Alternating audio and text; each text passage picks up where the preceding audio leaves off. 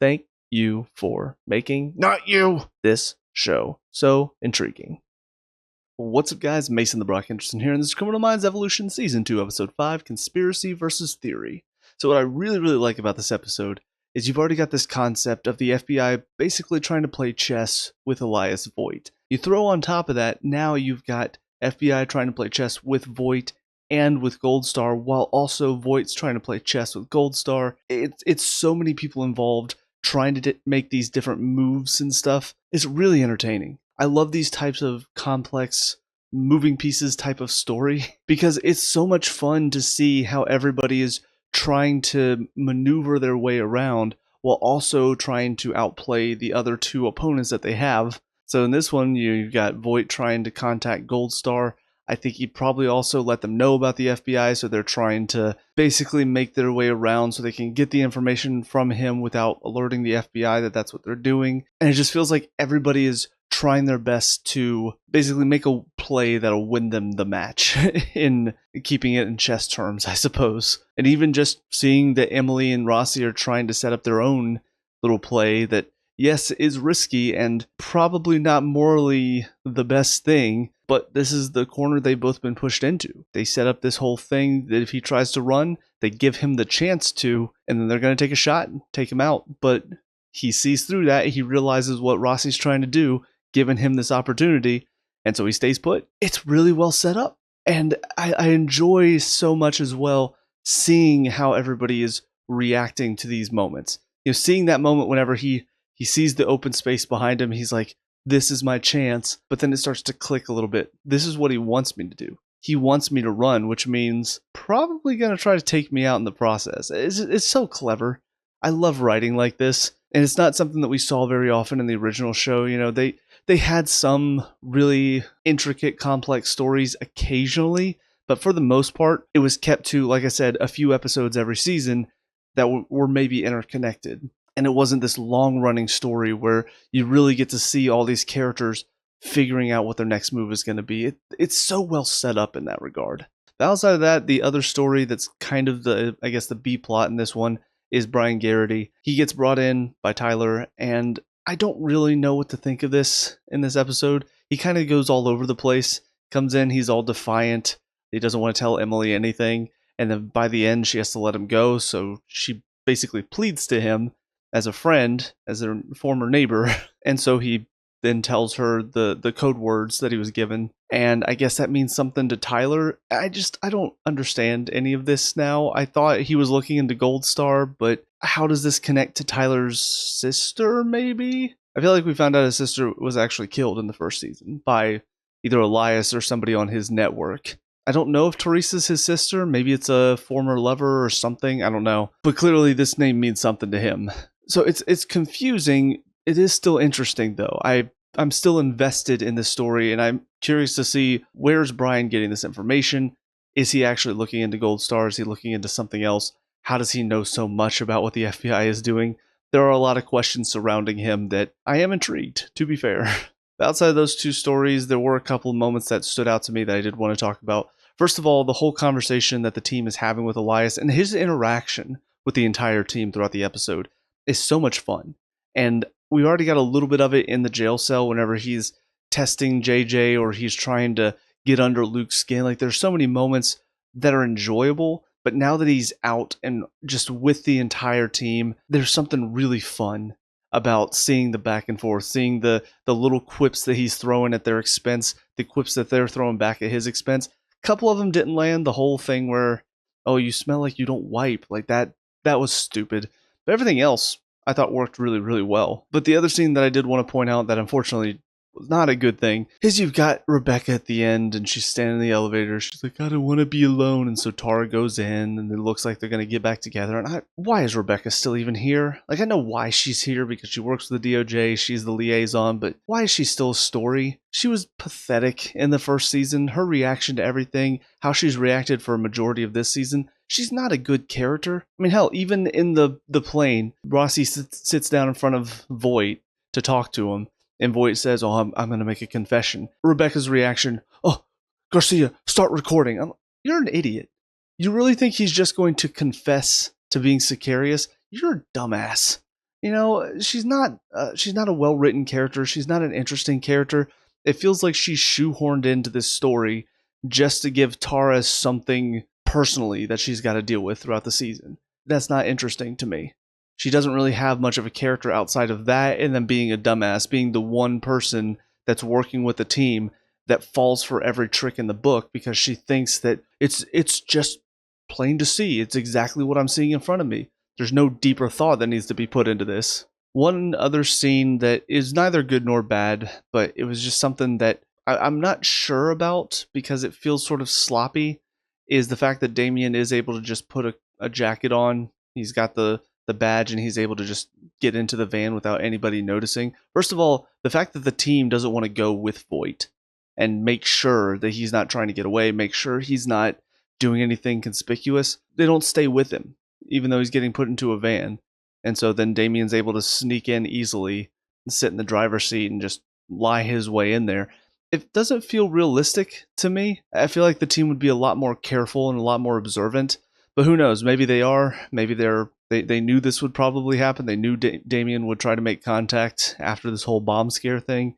So maybe they bugged the van or something. I don't know. But if not, if Damien did just sneak in that easily, if all it took was him stealing somebody's coat, which we never saw that, so I don't know how he got the coat to begin with. I'm assuming the badge is one of the badges he took off one of the dead bodies. But I don't know. It does feel a little sloppy that he was able to just sneak in that easily. But like I said, it's neither good nor bad because maybe there is a deeper explanation there that we don't know about yet that we'll find out later. So we'll see. I'm holding off my judgment until I see how all of that comes to fruition. But with all that being said, we'll move on to the next episode. So I'll see you guys there in just a second. And now, episode 6, Message in a Bottle. So, it was good and bad. There was good and bad in it. There were good moments with Rossi. There were bad moments with Tyler, Garcia, Luke, and then Tyler's old flame.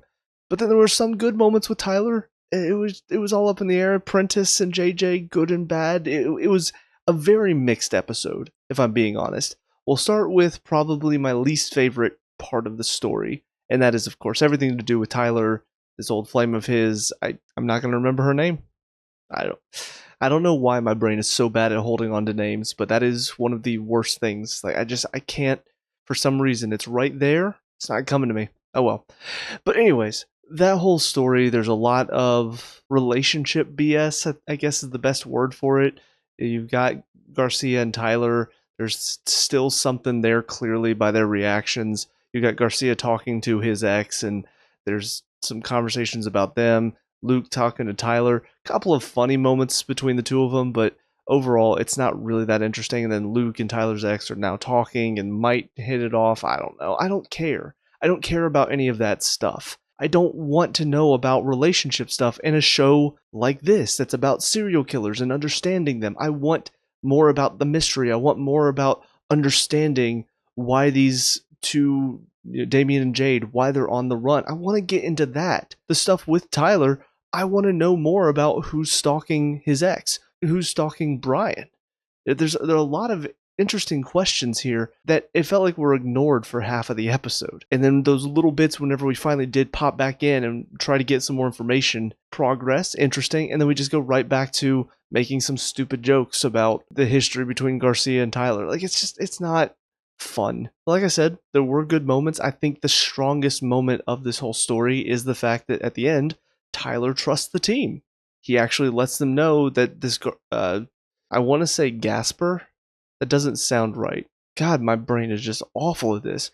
But this guy calls him, and there was a part of me that was wondering, is he actually going to tell the team, or is he just going to go off on his own again and give this guy the phone to stop him from stalking his ex? So the fact that he does let the team know what's going on, this guy is about to kill him, but then the team bursts in to help. Like, it was a good moment for Tyler, for him to finally grow a little bit as a character. Because I talked about it earlier this season, how I was frustrated that he sort of regressed and decided to go off on his own again. But we still don't really know much about what this guy and who he's working for. We don't know much about what's going on there. I'm assuming, based on what we're getting here with Rossi at the end, I'm assuming this guy is working for the people that set up this Gold Star program that were trying to train these kids into being directable psychopaths. So it almost feels like there's a fourth entity in this game of chess now, where you've got Damien and Jade, you've got Elias, you've got the team, and now you've got the people who made Damien and Jade who they are. That took these kids and seemingly turned them into the psychopaths that they are. And for me, that's pretty interesting. I don't know who would have set all of that up. I feel like it has to be tied to the government somehow, even though the one guy in this episode, when Tyler first confronted him, he did say that it was not connected to the US government. It was something else entirely. But I'm guessing they do have their fingers in the US government. Otherwise, why would the director be so intent on trying to cover all of this up? There's definitely something going on there, and maybe he's the one that's connected. We've not seen him. I'm a little disappointed because knowing Clark Gregg was going to be in this season, I was really looking forward to seeing him more often, but he was really just in that first episode, and we've not seen him since. I'm a little disappointed by that. I wanted to see Coulson be in Criminal Minds. That was going to be fun. But moving on, the next story up from the Tyler and Garcia and all of that story was the stuff with Prentice and JJ. There are some good moments here. You do get some good moments with them sort of discussing things about how they both have stuck around for this whole time. They don't quit. They fight through. There are some decent character moments between the two of them, but unfortunately, there's just so much stupidity. Like, I know them getting high and drunk and stuff, or I guess Prentice got drunk a little bit, but now she's mostly high. There's some funny-ish moments, but for the most part, it just feels kind of like, as I've talked about before with Garcia, how it feels like her comedy has gotten more goofy to offset the more dark tones in this show. This feels like it's that more goofy, where I don't think they would do something like this in the original show. They might have a couple of moments where maybe the team acts a little goofy around each other, but this is goofiness on another level. But the problem is that it doesn't work. It's such tonal whiplash that it takes me out of some of the scenes that are more serious. Some of the scenes with Rossi and Voight when they're talking in the cell, I mean, those are some really good scenes and really intriguing, but then if you have to cut to JJ and Prentice being high, well, now all of a sudden I'm out of the scene. I'm not thinking about that scene anymore. I'm groaning at how stupid this scene is. I know the idea. I get what they're trying to do. It's just not working for me. I feel like if you're gonna have funny moments, make them more realistic. Granted, this might be realistic for some people. This might be how some people take the edge off if they go through something like Prentice had to, where she gets benched. But it's not what I want to see in this show.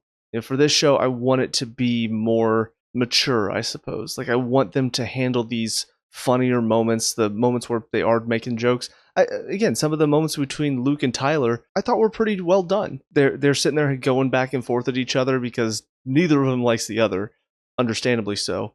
But they both realize they have to at least work together to get to the bottom of this. And so Luke breaks the tension between the two of them by trying to figure out, I actually don't know what the question was. I think he was asking which actor he prefers in films or fighting styles. I don't know. Tyler said something about John Wick 4 and then started doing some moves. So I'm like, is this supposed to be a fighting style or a stunt man? Or are you guys just trying to figure out which actor you like in movies? Even at the end, he asked him which movie he prefers. I know one was Saving Private Ryan, but I don't remember what the other one was now. Something about The Red Line, maybe? But those are moments that they are funnier. They do take some of the seriousness out of a situation, but they make sense for these characters. They're not goofy. They're not over the top. So I know that was a little bit of a rant, but I feel like those moments, they are pretty frustrating for me because of how well the rest of the show is done. When you have moments like that, they really do stand out. As far as the final story with Rossi and Voight, a lot of that is just so well done. We see Rossi really starting to lose it in this episode, and it's been building for a while. And so to have that dream happen for him, which there is a part of me that feels like it did go on a little bit too long before they revealed it was a dream. I think everybody watching would know it's a dream. You don't have to spend that long on it. You can show us what he's seeing, what he's dreaming, and show how that's affecting him, and I think that's perfectly fine. I don't have a problem with dream sequences. I have a problem whenever they make it very obvious that it's a dream sequence, and then we just have to spend time waiting for that reveal. And I feel like that's a lot of what it was. I knew from the beginning it was a dream sequence, and then we go into the cell. There's Alves. He's been shot. He's talking about he has my gun. And then Rossi goes out. He's checking every little thing. He hears Prentice singing in this distant room. And then he gets there. He takes a shot at Voight. and then Voight comes out with Prentice, and then he's threatening her. Prentice is singing, she's telling Rossi to shoot, he's not shooting, and then she gets shot, and then it's just slow-mo as she falls, and then Rossi holds his gun and shoots, but it doesn't shoot, and it's just, there's too much there. There's too much time. Just show us what we need to see. Show us what Rossi is picturing, and that's all we need to know. But it feels like they wanted to give this scene this tension to make us think, oh, this might be real, but we all know it's not. But anyways, everything after that, really, really well done. Conversations between him and Tara, I thought was really well handled to show how he is still pushing back, because that's who he is as a character. It can be frustrating at times, but it fits for him. It's one of those story decisions where it makes me upset, it makes me frustrated whenever he tries to push everybody away and pretend like nothing's wrong, but it makes sense for his character to do that because that's how he's been written forever. He is that stubborn type of person that he doesn't want to admit when something is wrong. He doesn't want help from other people because he thinks he can handle it. It takes somebody like Tara who knows him, knows there's a problem, and is not the type of person to just be pushed away. She's going to push back and say, no, you need help. That's when he's finally going to let his guard down a little bit. And him having to go talk to Voight to kind of get him out of his head also makes sense. But Voight, of course, is going to realize you wouldn't come talk to me if you weren't thinking about me. So that also makes sense. All of this made sense in regards to the characters, in regards to the story. All of it really worked well. And so to end with Voight basically asking him to sit down so they could build a profile on these two, but Rossi turning it into more of a questioning of what North Star is, I feel like the build-up for that was very well handled. You know, where the pacing for the dream sequence I felt was maybe a little bit too long, maybe needed to be shortened a bit. The questioning between Voight and Rossi I felt like was perfectly handled. The pacing on it was so well done because there was that sort of frustration from both sides. Rossi because he's trying to get answers, but from Voight, he just feels like Rossi's not picking up what he's putting down. And he sees Rossi as basically this super intelligent agent that he has idolized for years. He's read all of his books. And so to talk to him and to put all of this stuff in front of him and give him all of these clues that he's not quite picking up on and he's not understanding, it does frustrate Voight a bit. And that makes sense. At the end, the culmination, finding out that Rossi and Gideon wrote this paper about basically how to build a controllable psychopath, there is something very intriguing about that because it adds now a personal element with the team and with Rossi and these kids that were basically tortured because of something that he came up with. And I feel like anytime they add that personal element into any of these stories, you know, you think about what happened with Hotch and the one guy that was going after him. I don't remember his name now, but that whole storyline was amplified whenever it became personal for Hotch. Whenever the guy started going after him and his family, that's what elevated that story, and that's why it's one of the most memorable stories in the entire show. So I think this is a really interesting move, and I'm curious to find out where this is going to go, who possibly got a hold of that paper and actually acted upon it, and why. I'm assuming the idea was whoever put it in place thought, well, if we can control these kids, we can take them out of their environment, make them psychopaths, but then learn how to control them, we can utilize them because they will become basically weapons in our hands if we can utilize this correctly. But who knows, maybe there's something else that I'm not thinking of. But whatever the case, I'm definitely excited to see more. I mean, this is a story that even though I was kind of frustrated with the Tyler and Penelope stuff, even though I was kind of frustrated with Prentice and JJ getting high and that whole story, this story was good enough and interesting enough and got me invested to the point where I don't even care that these stories were not as interesting, were a little frustrating when I was going through them. I'm ready to see more of this story. I feel like they've really got me invested and excited. So we'll see where it goes from here. But those are my thoughts on these two episodes. So let me know what you guys think down in the comment section below. What were your thoughts on these episodes? Let me know. We can talk about and discuss all that good stuff. Leave a like and subscribe for future Criminal Minds Evolution reviews. Also check out the channel. We have a lot of other reviews on here as well. Some Let's Plays, so check those out if you have time. But until next time, I hope you guys have a great day.